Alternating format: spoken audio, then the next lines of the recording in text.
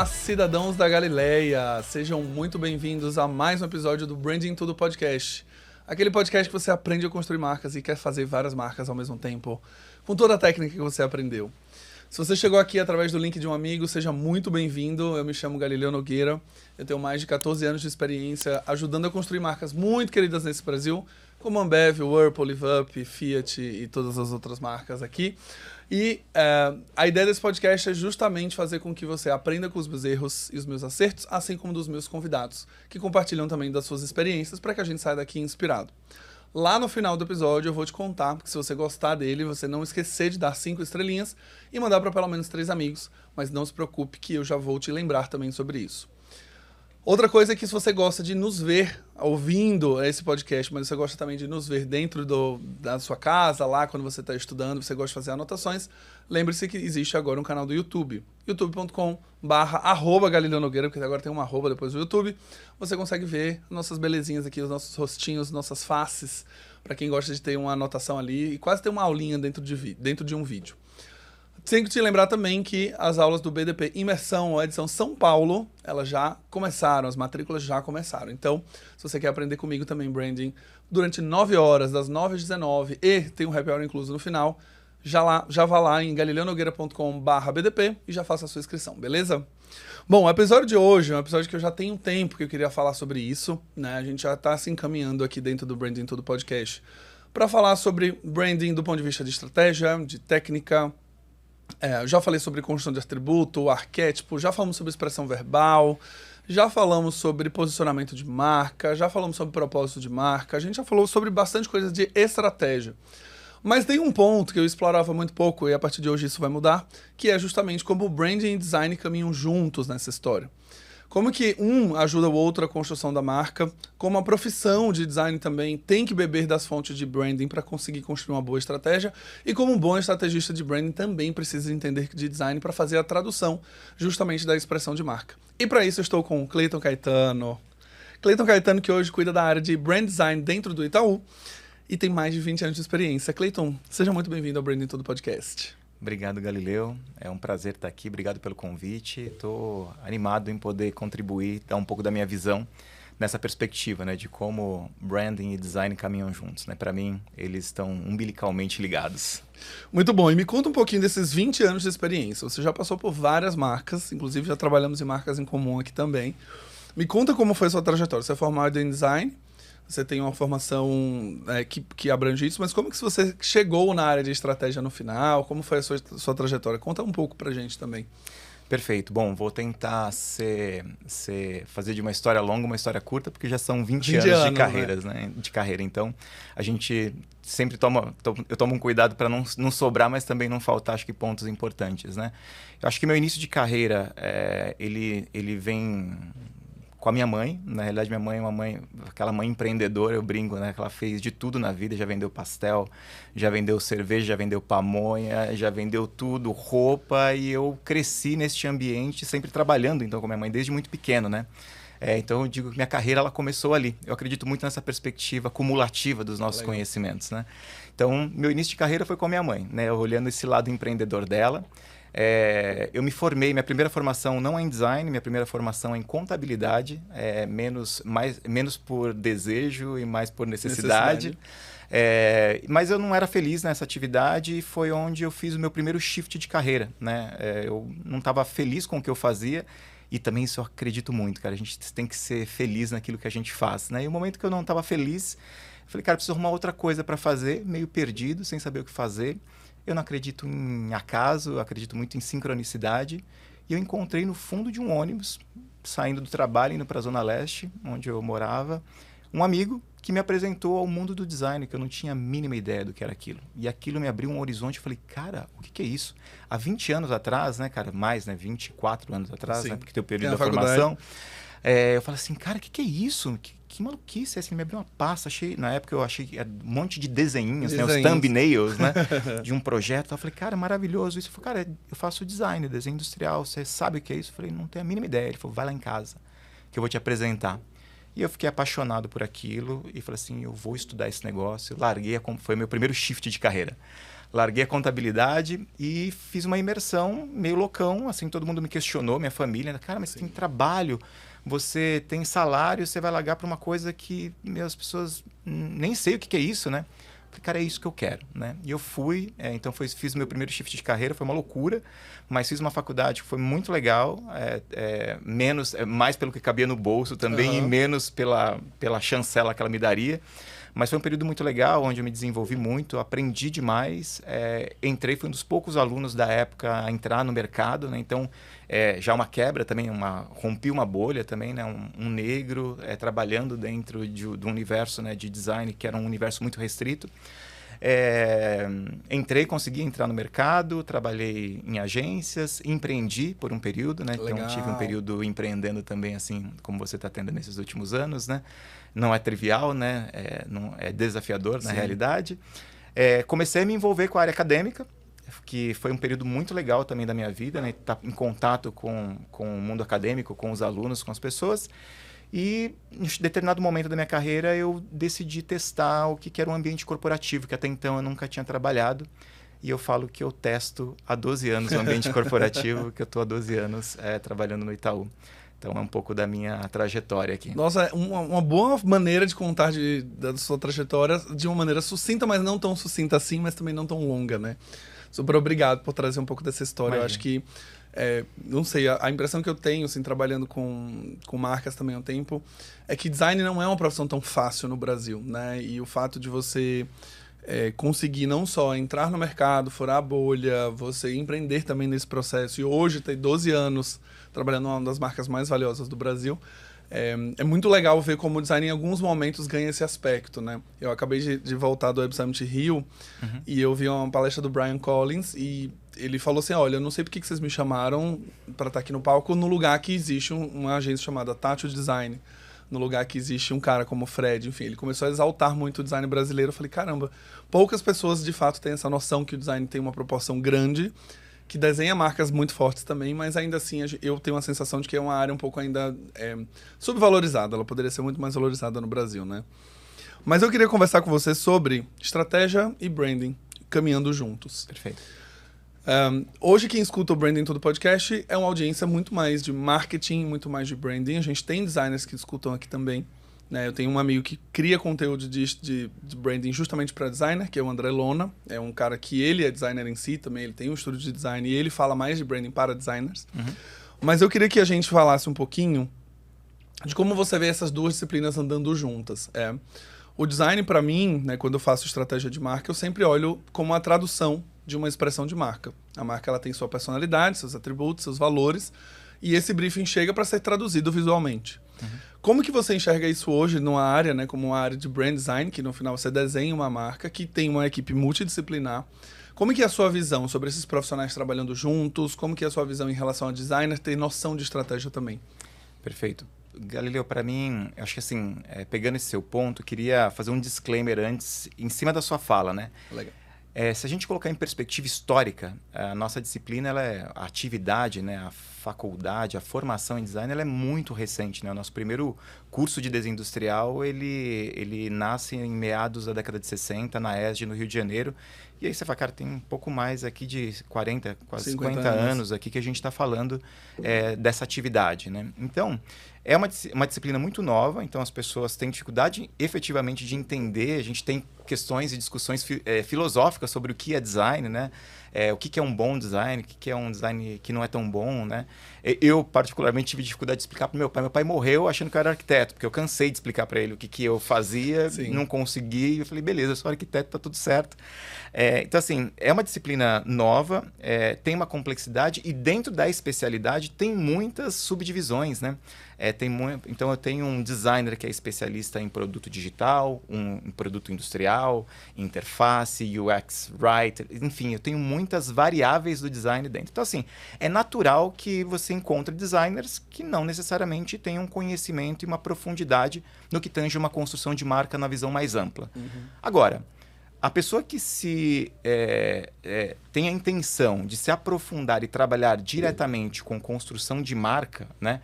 precisa ter essa consciência de que marca ela vai além do logo. Marca vai além da expressão, do sistema gráfico dela, de cor, tipografia, proporção, fotografia e ilustração. Marca, segundo o Martin Neumeyer, ele fala que é uma ideia que a gente constrói na cabeça das pessoas, né? Então, um profissional que trabalha com um designer, ou seja, um brand designer, que trabalha numa construção de marca dentro de um departamento de marketing, precisa ter essa consciência de que marca vai muito além da expressão, né? Então, essa acho que é um ponto importante que eu tento trazer para o meu dia a dia dentro do Itaú. Então, a formação do meu time dentro do Itaú, eu privilegio, e que não é natural, mas eu privilegio essa contratação de profissionais que têm uma característica híbrida, que tenham uma visão e uma perspectiva de construção estratégica, né, de uma marca, e que consiga fazer a solução dessa estratégia, desses conceitos, a tradução desses atributos através da sua expressão, né? Então, acho super importante essa perspectiva para um profissional que tem um foco em construção de identidades, tá? E tem sido fácil achar essas pessoas, não? Nada trivial, cara. Nada trivial. Acho que a gente tem um ponto crítico que eu tenho, acho que sobre a própria formação dos profissionais de design. Acho que isso pode expandir para a educação como um todo, mas a gente vai entrar numa outra seara que acho que não compete aqui. Mas eu acho que na formação a gente tem tido acho que um gap muito grande. Acho que tem um desenvolvimento para acontecer, para adaptar, né, os currículos a esse novo momento, a esse novo cenário. Mas eu acabo trazendo... Eu digo que o Itaú é muito uma formação também de profissionais, né? Então, as pessoas que entram, elas acabam se desenvolvendo também para ter essa visão híbrida que eu muito acredito. Eu não consigo separar, né, assim, essa construção. Primeiro, assim, o design atua na expressão e o estrategista atua na estratégia. Cara, se a gente não tiver essa conexão, acho que a gente está fadado ao fracasso, sabe? Quando a gente vai analisar esse contexto, né, principalmente hoje, assim, acompanhando um pouco dessa produção de conteúdo, eu mencionei aqui o André Lona, que é um designer que cria conteúdo para falar sobre estratégia de marca para designers. Eu acho que tem um pouco dessa educação também, né? Como você trouxe, o design ser uma disciplina recente, até para as próprias pessoas que exercem a profissão de design, falar sobre branding também é uma disciplina recente. Né? Quando a gente começa a falar do ponto de vista histórico, branding já se fala há mais de 30 anos, né? O David Acker começa a falar há muito tempo atrás. Mas até no Brasil, a exigência de um designer saber branding também não era necessariamente algo que a gente via nas vagas de 5, 8 anos atrás. Total. A gente via o designer ali sendo tratado como um designer, né? Você tem uma marca, ela vai montar uma house, a house vai colocar um designer para trabalhar ali para fazer a execução. Pouco vai se questionar sobre estratégia, ou pouco vai se questionar sobre escolhas. As escolhas vão vir pelo design em si, mas não necessariamente por algo que vai além de um logo, né? Ninguém tem, pelo menos as empresas que eu trabalhei que tinham profissionais de design na época, eles estavam muito centrados mesmo, até como especialidade, do tipo, não, eu quero aperfeiçoar muito minha arte do ponto de vista de craft, do ponto de vista técnico, eu quero traduzir visualmente para um sistema muito bom, mas quando entra nessa seara de construir estratégia, aí tem gente aqui nessa área que vai fazer por mim. Então eu acho que também esse desenho de áreas serem multidisciplinares também é muito recente, né? Também muito recente, muito recente. Acho que teve um movimento, né? Acho que do mercado mesmo, né? A gente via as agências, os escritórios, os estúdios se organizando muito com essa organização por silos, né? Eu tenho os estrategistas, eu tenho os designers, e aí o estrategista passa o briefing para o time de design, e eu vejo, né, um movimento no sentido contrário de times mais interdisciplinares, que gera maior complexidade para você gerir. Naturalmente, é uma complexidade maior também para que a gente consiga fazer a contratação de profissionais com esse perfil. E aí o que compete a gente, principalmente quem está... líderes, né, que estão dentro de empresas, de se tem isso como se acredita nessa construção conjunta, colaborativa, e que um estrategista e um designer têm características profissionais que podem contribuir na construção da marca como um todo, eu acho que é um investimento super necessário e importante, e natural que aconteça um amadurecimento no tempo, né? Eu sinto isso de uma forma muito, muito legal, por exemplo, dentro do próprio Itaú. Eu já vivi o momento de ter uma área de design, efetivamente, que era vista como um grande lápis de cor, né? Assim, cara, aqueles caras que vão ser chamados para... Excelente definição, um grande lápis de cor, você entra na sala, você entra na sala, as pessoas assim, chegou a pessoa que vai desenhar, que vai colorir, que vai deixar bonito. E, cara, a gente passou por um processo nesses últimos 5 anos de fazer uma reconstrução, uma ressignificação do papel do designer dentro da corporação. O designer, ele não é o cara que resolve, assim, ele não vai colocar todo o seu potencial na solução, no como. Eu acho que a gente, como profissional, consegue aportar muito valor na discussão do porquê, na causa raiz. Então, envolver um designer no final do processo, você perde a oportunidade dessa pessoa contribuir com o que há de mais importante. Cara, qual problema nós temos para resolver? Excelente. Acho que esse excelente. Uma minha perspectiva. Que legal você trazer esse depoimento, porque me faz pensar muito como o design entra realmente no final do processo, né? Você tem toda a discussão estratégica, tem toda a discussão de propósito, de marca, de atributos, de essência, e você também coloca um peso em que o designer tem que traduzir visualmente algo que ele só recebeu um briefing. Ele não necessariamente participou, não viveu, ele não discutiu, ele não trouxe um ponto de vista dele, ele nem trouxe, nem também consumiu referências ao longo do processo, e agora caiu uma bomba que é poder resolve, né? E ainda precisa ser agradável aos olhos das pessoas que aprovam, né? Geralmente. Precisa ter muita explicação, sem parecer que é uma explicação rasa. E ainda precisa construir para a marca. Perfeito. Né? Então, acho que é bom saber que você traz esse pensamento para o mercado também, de que o designer precisa fazer parte do início do problema, né? No início da discussão do problema, para que quando chegar no final ele simplesmente é uma tradução que já é esperada. Ele é resultante, né? O final ele é resultante, né? Acho que eu vou pedir licença para reforçar ainda esse ponto, sim, né? Sobre o papel, né? Do designer dentro do processo. Cara, a gente ser envolvido no final do processo, ele é frustrante, né, para o profissional de design, porque justamente isso é uma pressão e a gente corre o risco de cair numa seara do profissional que é criativo, do profissional que é o artista. E, cara, e não tem nada de... Vamos lá, né? Não tem nada de arte e não tem nada de... Óbvio que a criação, o insight, ele acontece, sim, mas eu digo que num processo de construção de uma marca, de um produto, 80%, 90% é transpiração, é trabalho, é imersão, é conhecimento do assunto. E aí a construção, as sinapses que acontecem a partir do processo é que vai dar o estalo, é que vai chegar, putz, entendi, dá para conectar Lé com CRE, e aí aqui eu vou fazer uma solução que ela é inovadora, que ela é disruptiva, que ela, e mais do que inovadora e disruptiva, ela vai aportar valor para o negócio e para o problema que a gente precisa resolver. Acho que tem essa oportunidade de desmistificar o profissional de design como o cara criativo, como o cara da arte. Não. Sim. A gente precisa ter clareza que o processo de design ele acontece através, assim como do branding, ele acontece através de método, através de técnica, né? Você trouxe o ponto que é o processo. Existe um processo.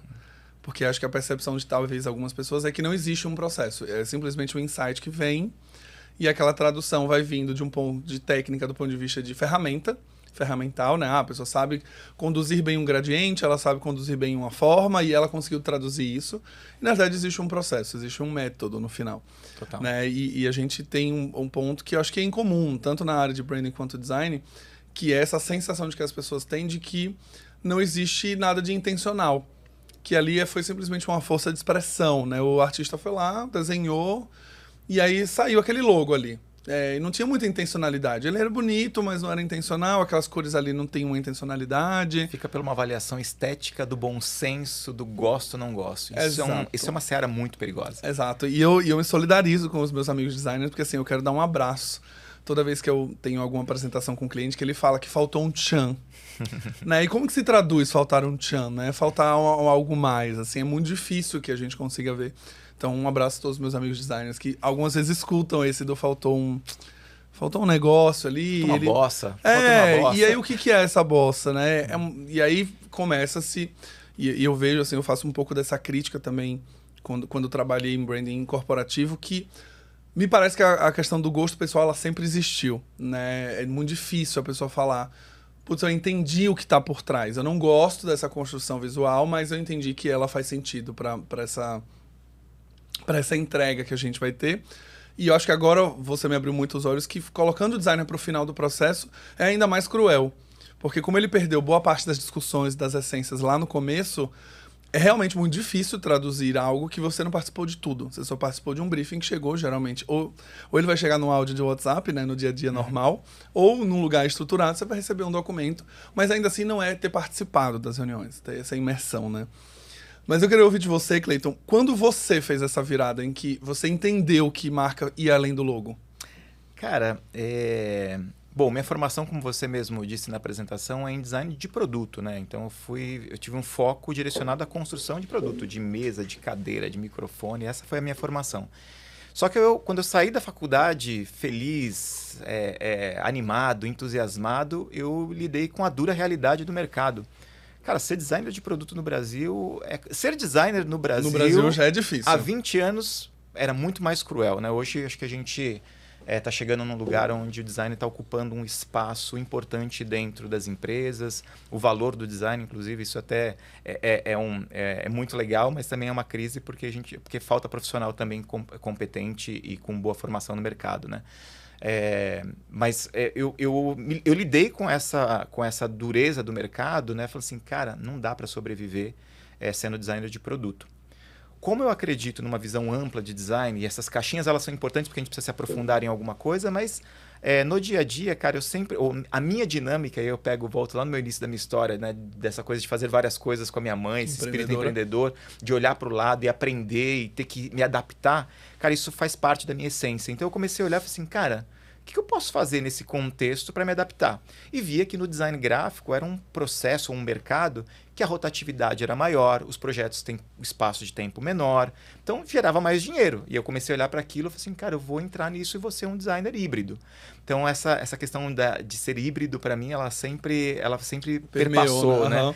Então eu comecei a aprender design gráfico, e aí muito na prática, né? Fazendo, errando, acertando, o famigerado learning by doing, né? E aí, olhando para o lado, fui aprendendo, e no tempo, conforme eu fui entendendo que aquilo era uma possibilidade de um crescimento profissional, de ser melhor remunerado, de ter mais oportunidades, eu falei, opa, peraí, eu preciso entender melhor desse negócio, e como eu não tive na faculdade, eu preciso estudar, né? Então, fui procurar capacitação, né? Fui estudar, fui fazer o entendimento, técnica, ter profundidade neste assunto. E aí, com o estudo, né, com o aprofundamento, você vai entendendo. Opa, peraí. Existem camadas que vão além dessa minha execução.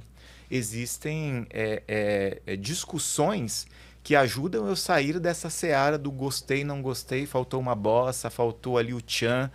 Porque, cara, eu preciso ter intenção. A intencionalidade precisa acontecer para que o resultado final seja validado, independente se ele é bom para o Galileu, se ele é bom para o Cleiton, se ele é ruim para o Galileu ou se ele é ruim para o Cleiton. Agora, resolve o problema que a gente está tentando resolver, ele ataca, né, de forma frontal o problema que a gente precisa resolver. Então, foi muito na prática, Galileu. Assim, e aí, estudando, eu percebi que, cara, marca, né? Vamos falar de marca, né? Putz, marca vai além, né, do logo, vai além do sistema de identidade. E aí eu gosto muito de um relatório que saiu em 2020 da Accenture, que para mim acho que ele traz os 5 fatores muito importantes para a construção de marca. E aí, designer, que vocês ainda não estão conectados a esses 5 fatores, fica a dica aqui. Para mim, assim, cultura. Então, assim, cara, cultura empresarial é muito importante dentro do processo de construção de uma marca, porque a marca acontece de dentro para fora, apesar da gente colher inputs de fora para dentro, que a gente precisa estar conectado com o espírito do tempo, com o movimento social, cultural e das pessoas, que são as pessoas que consomem a marca. Mas o fator cultural da empresa é importante para a construção de uma marca. O segundo, proposta de valor, né? Foi-se o tempo que a gente conseguia construir marca apenas com a comunicação, né? Cara, se a gente não resolver o problema das pessoas, aqueles que eles sabem que é um problema e que é uma dor, ou aquele problema que a pessoa nem sabe que ela tem, mas quando sai uma solução, nossa, cara, isso aqui resolveu minha vida. Que bom, que bom que isso chegou, né? Cara, eu não sabia que era minha vida, que eu precisava de um iPhone. Cara, mas alguém entendeu que aquilo seria bom e, cara, isso foi bom. O Waze, né? Uhum. Então, são produtos que nascem a partir de uma dor, né? Então, isso faz parte da construção de marca. O terceiro ponto é que hoje a gente vive num mundo muito fluido e as expectativas das pessoas não cabem mais dentro de muros, né? Então, quando eu olho a expectativa que a pessoa, o ser humano tem da experiência que ele tem do streaming dele, sei lá, Netflix, que ele assiste de qualquer TV, de um lado para o outro, de uma casa, de um lugar, de um hardware para o outro, e aí ele está no mesmo lugar, ele sabe o histórico dele, sabe as preferências dele. Cara, isso não fica restrito ao universo do entretenimento. Ele vai esperar que o banco tenha essa mesma capacidade de atender, né? Ele, né? A jornada que ele espera, essa mesma jornada, essa mesma experiência. Isso faz parte da construção de marca. O quarto é uma narrativa legítima, crível, que se conecte com a realidade das pessoas, né? Que a gente consiga gerar conexão emocional, que eu acho que é o grande papel da marca. E sim, o quinto, a parte de expressão, né? A expressão no mais amplo sentido da palavra, né? É sensorial, né? Como a gente cria atalhos, né?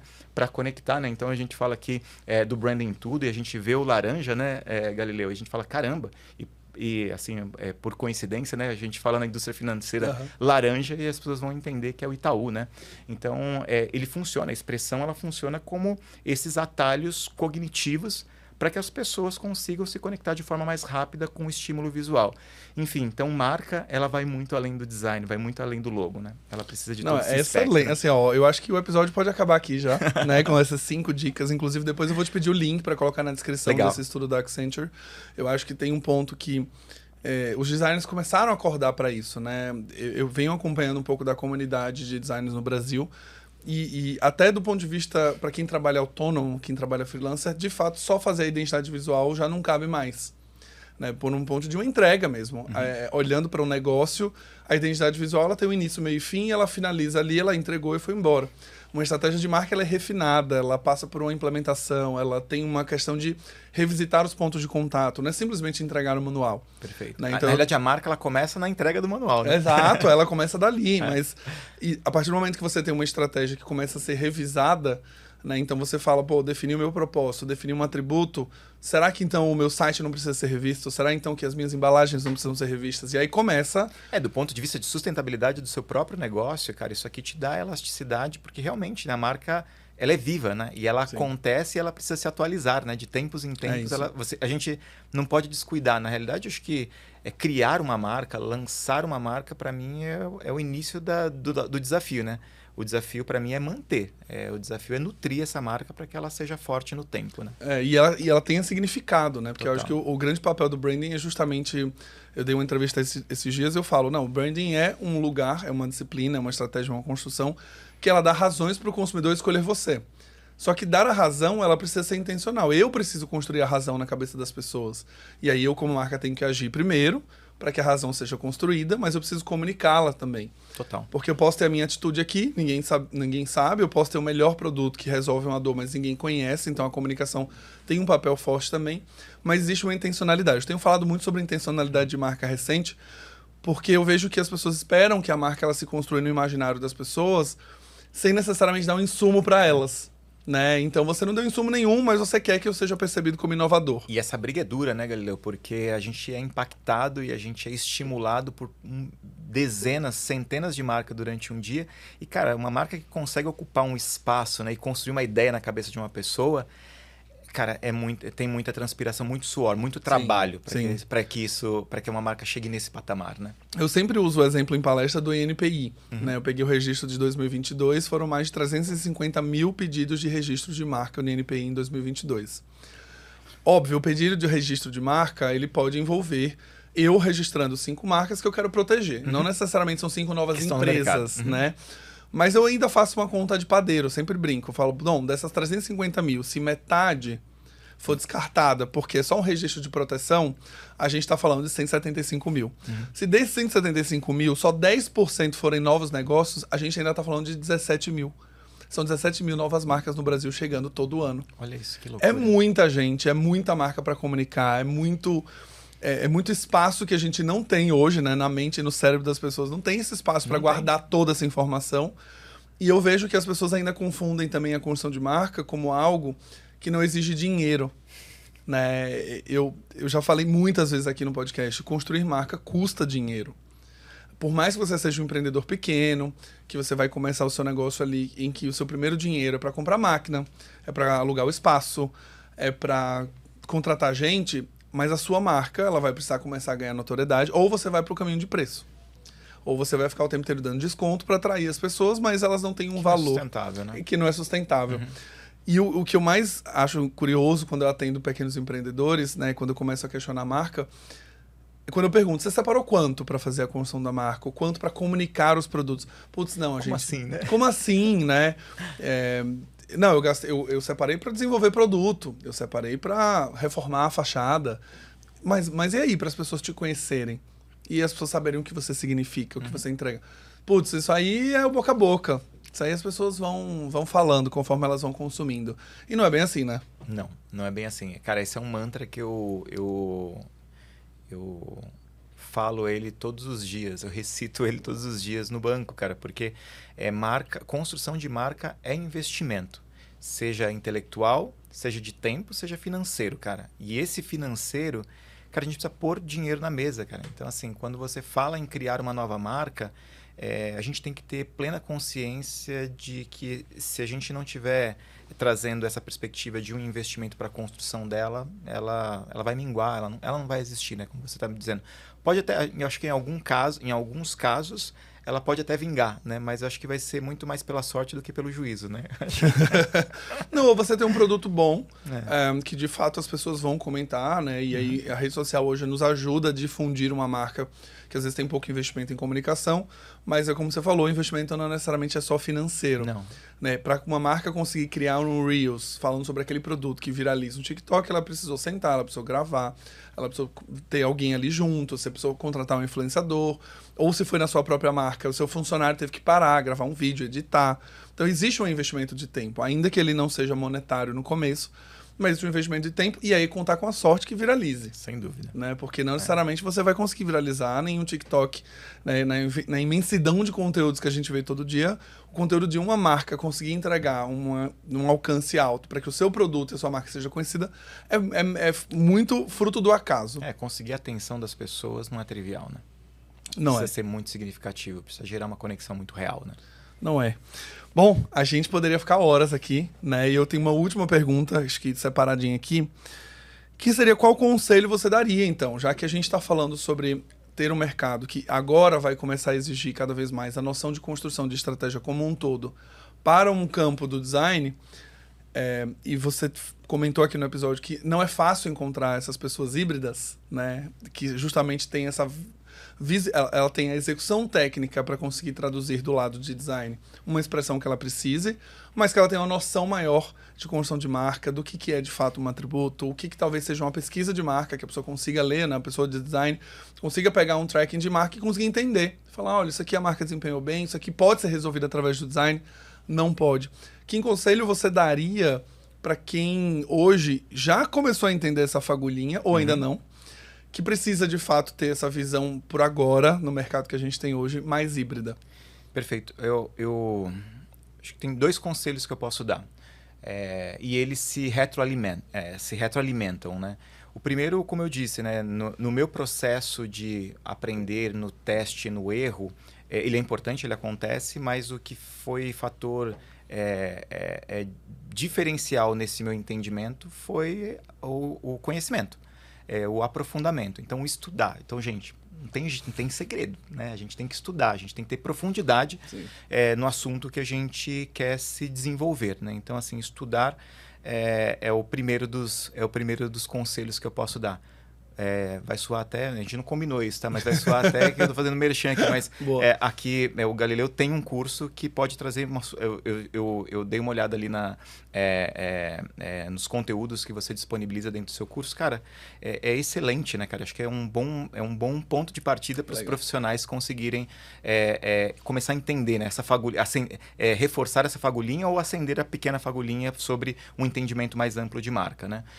E o segundo que eu coloco, eu posso dar para os designers especificamente, entender o seu papel, a sua relevância dentro do processo e não se contentar com como. Do tipo, se você receber um briefing do tipo, cara, eu tenho um problema aqui meu manual está desatualizado, meu manual de marca está desatualizado, atualiza meu manual de marca.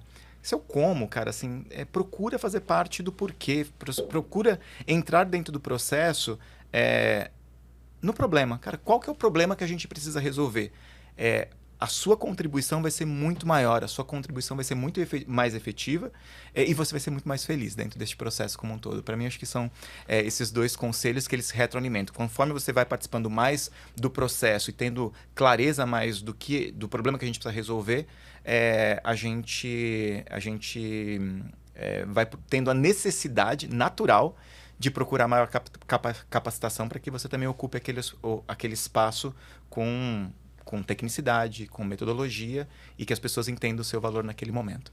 Maravilhoso, maravilhoso. Eu quero adicionar no comentário 2, no conselho 2, que é um pouco do que eu gravei um episódio agora falando sobre migração de carreira. E eu tive um pouco dessa experiência no começo. Eu trabalhei em agência antes da minha virada para marcas também, né? E eu fui diretor de arte durante um tempo.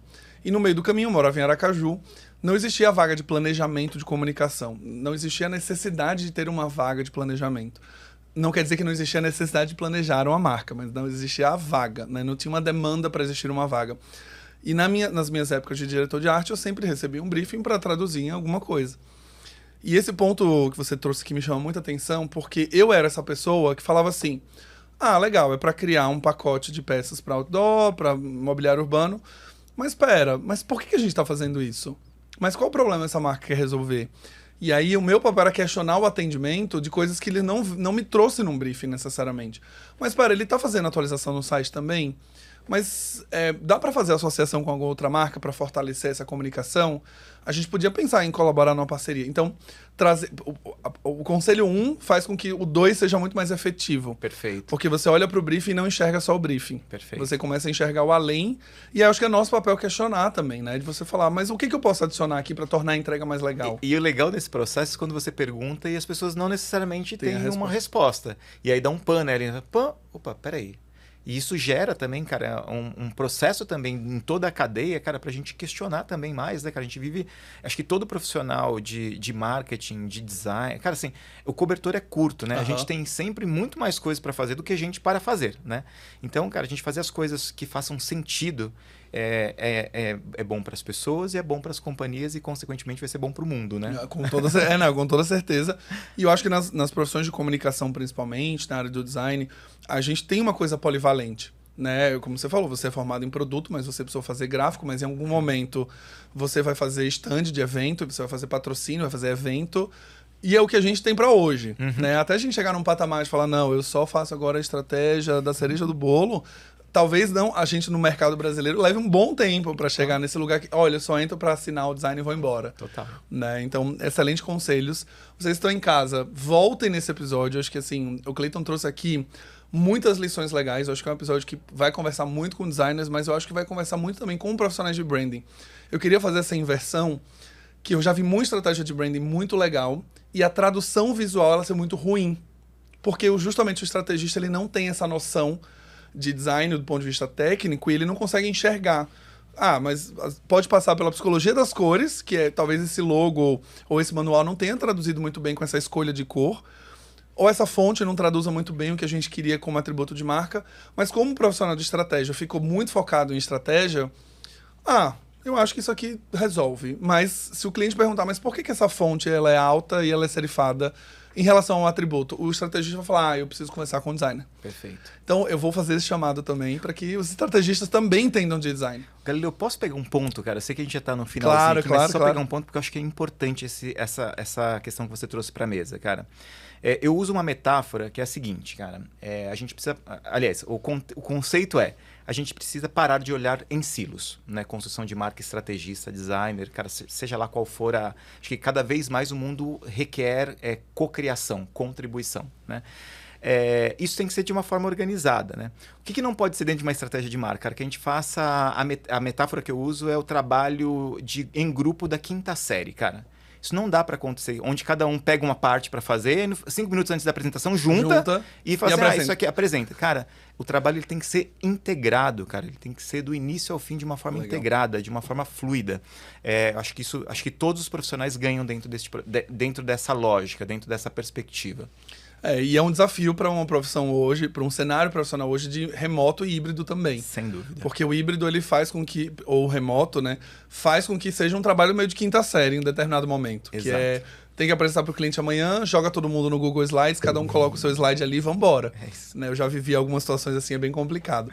Mas, Cleiton, super obrigado pela sua contribuição, pelo seu tempo, pela generosidade de compartilhar muito dessa visão, principalmente vindo de uma marca tão grande como Itaú, que hoje está criando esse lugar de profissionais híbridos, não só recrutando, mas formatando esses profissionais que estão chegando também. Muito obrigado pela sua participação aqui no Branding Tudo. Obrigado a você, foi um prazer. Muito bom. Se você gostou desse episódio, não esquece de dar 5 estrelinhas para que os nossos players favoritos entendam que é um episódio legal e vai distribuir para mais pessoas. Vocês sabem como funciona o algoritmo. E se você está dando a Galileia e não quer perder o seu visto de entrada, o seu passaporte, você precisa mandar para pelo menos 3 amigos. Mandou para 3 amigos, renovou automaticamente, você continua consumindo conteúdos. Não mandou, vai ser bloqueado, não vai acessar mais nada, não vai poder ouvir nada, porque você não entra mais no país, no nosso vilarejo, beleza? Um abraço e vejo vocês no próximo Branding Tudo Podcast.